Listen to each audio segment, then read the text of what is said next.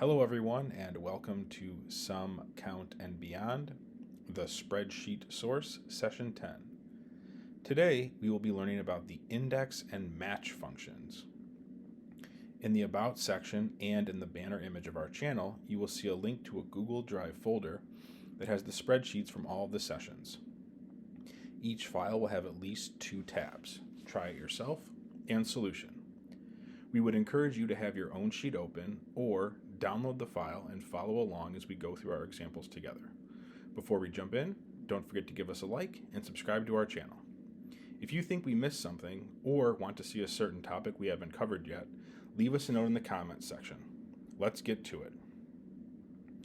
In addition to learning about the index and match functions, we will also be working with a data tab and real-world data. As a best practice, we like to keep all of our data on one tab and all of our calculations and transformations on another. In some cases, we will create one raw data tab, so we always have the original data, and a second curated data tab, where we may modify some data or delete columns and or rows. We also like to color our data in other tabs to separate them out. For example, the BLS Data Series tab is red because it is raw data and we do not want to touch it. And if you want to change the tab color, you would just come down to the tabs, you would do a right click, go up to tab color, then you can change it to whatever you'd like. Speaking of our data tab, today we will be working with unemployment data provided by both your tax dollars and the Bureau of Labor Statistics. Government websites such as the Bureau of Labor Statistics, the Bureau of Economic Analysis, and the Federal Reserve Economic Data, aka FRED, are great resources, not only for live data sets, but also for any economic research you may want to do. Right now, you may be wondering, if I already know HLOOKUP and VLOOKUP, why should I care about index match? And to be honest, it's not a bad question. I use both VLOOKUP and index match myself, but let's think about one of the key limitations of the HLOOKUP and VLOOKUP functions. For HLOOKUP, the value you want to find must be in the first row of your range, and for VLOOKUP, the value you want to find must be in the first column.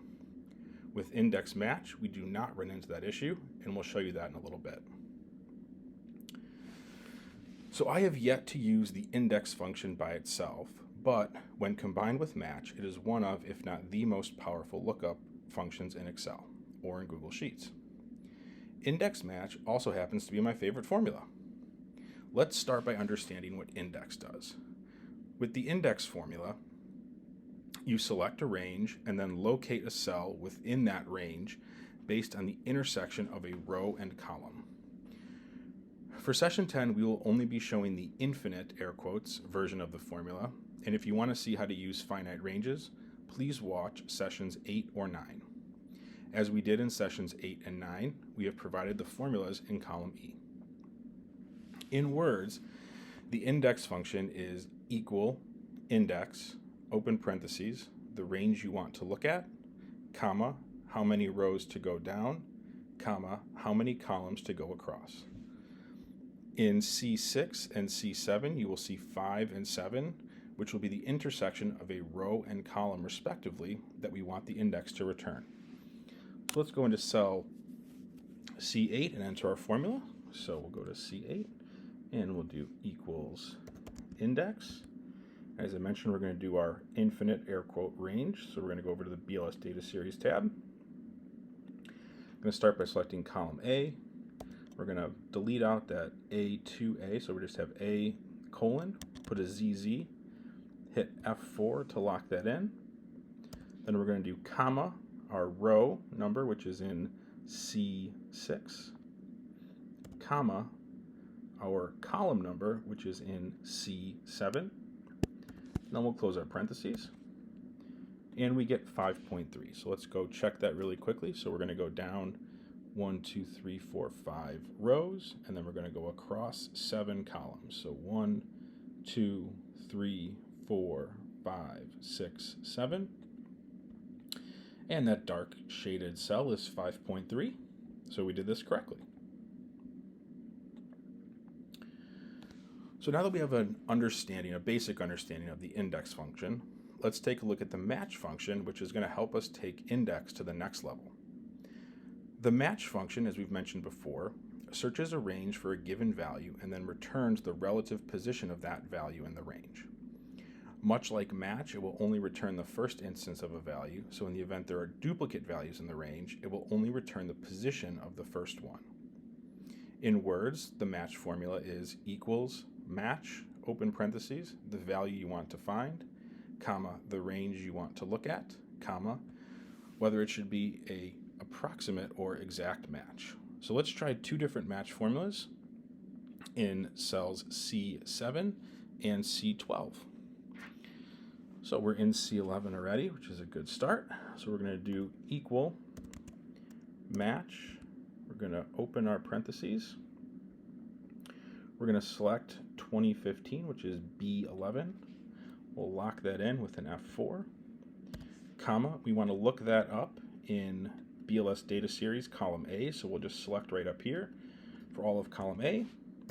And then, as always, we're going to do 0 for an exact match. And then we'll close our parentheses off.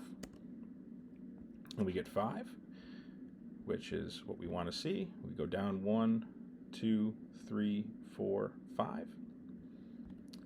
And then we're going to find June on the BLS data series tab. So we're going to do equals match.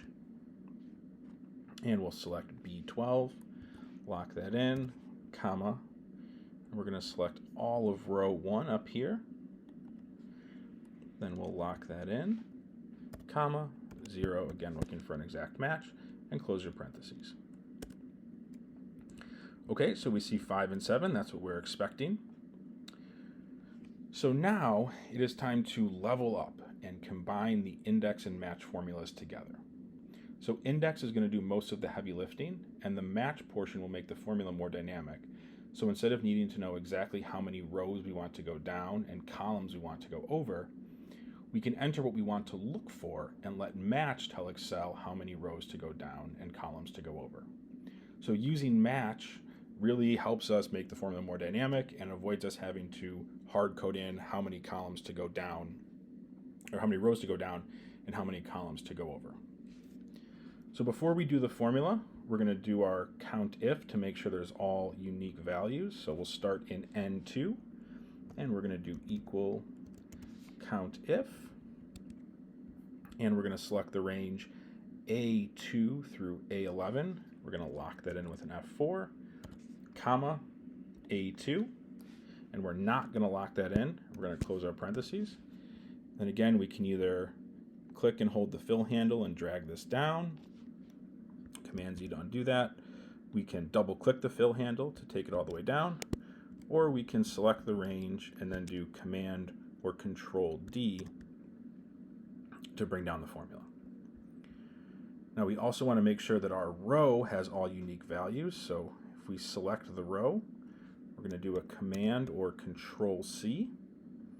Then we're going to come right down here and we're either going to do an Alt Control V on your PC or a Command Control V on your Mac. And then we're going to do V because we just want to take the values, and then we're going to do E to transpose. And if we look at that, it's exactly what we'd expect to see. Then in G24, we're going to do equals count if. And we're going to select our range here, F24 to F35. We'll lock that in. And we're going to select F24. We're not going to lock that in, close our parentheses, and we'll just copy it down so we see all ones. Again, if you wanted to do a filter, you could select, go up to the data portion of the ribbon, turn on a filter. We see everything's 1, or we could go up here in N1 and select down to N11. We have to turn off our first filter, turn on a new filter, click the arrow, and we have 1. So we have all unique values, which is what we want to see.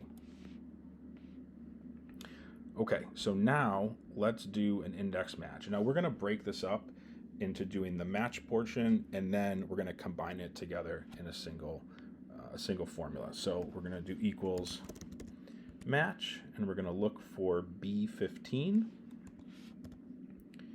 in column A, lock that in, 0, close our parentheses.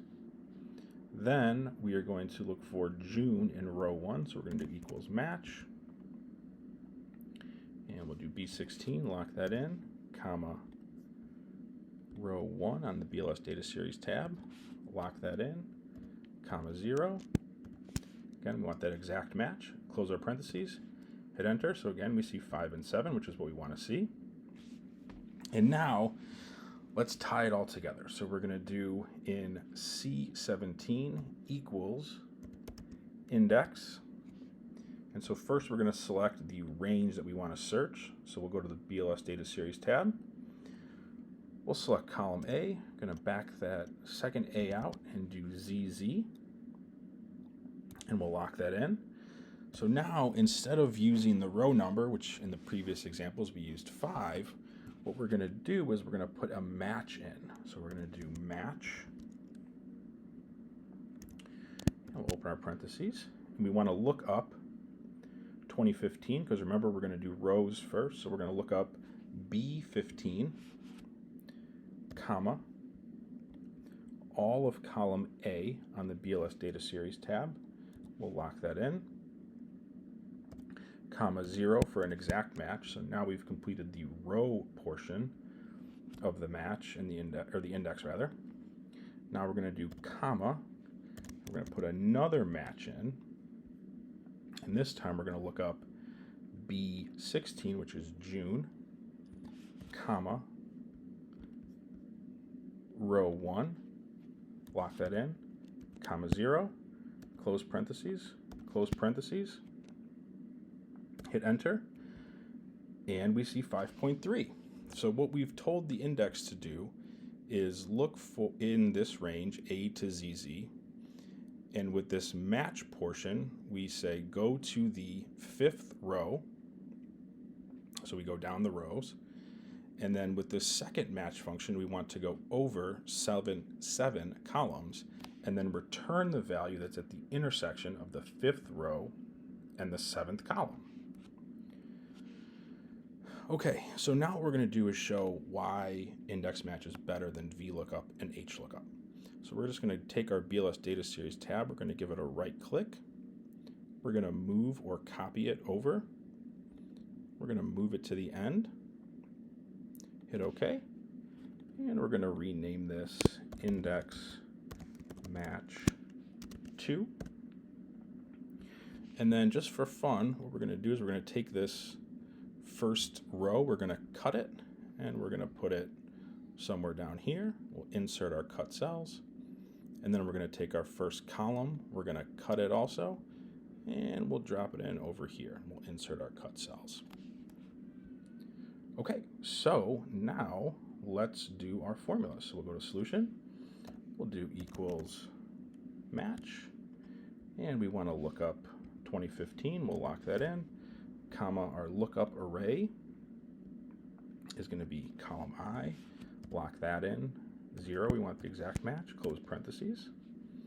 Then for June, we're going to do equals match, we want to look up B21, we'll lock that in, and we want to look that up here in row 7, lock that in with an F4, comma, 0, again, exact match. And so now we see 4 and 6. So we've obviously shifted the top row below. So we have, instead of going down 5 rows, we're going down 4 rows, and we've shifted that first column over. So instead of going over 7 rows, you want to go over 7 columns. You want to go over 6 columns this time. So now for the unemployment rate using the kind of wonky data set, we're going to do equals index. We'll go over to our index match 2, A, delete out ZZ, lock that in with an F4, comma, match. We're going to look for first 2015 for the row, lock B20 in, comma, our lookup array is going to be column I. We'll go ahead and lock that in, comma 0, close our parentheses, and that's the row portion of the index function. Then we're going to do comma, match again, and this time we're going to look up June. So we'll go ahead and lock that in, B21, comma. Now our lookup array, instead of being the first row, is going to be the 7th row. So we'll select that. We'll do an F4 to lock that in, comma 0. Now we've completed the column portion of our index. And then we'll hit it with 2 parentheses to close it out. And now we see 5.3. And again, the beauty of this being dynamic is that we can change this to, call it July and 2013, and everything quickly switches for us. So this is really the value of not only this formula being dynamic with no hard codes, but then also layering in that match portion so that we can really quickly check what we want to look up and change that as we go. So well done, everyone. You just learned how to use the index and match functions. We cannot stress enough how important it will be to understand and properly utilize this function. Trust us, it will make your Excel life much easier. So to sum everything up, the index and match functions are extremely useful when you need to find data in large data sets that is at the intersection of a specific column and row. You can count on this session to help you understand how the index and match functions work, both individually and together, and how they can be used with a data set. And let's keep taking your spreadsheet knowledge beyond what you thought was possible.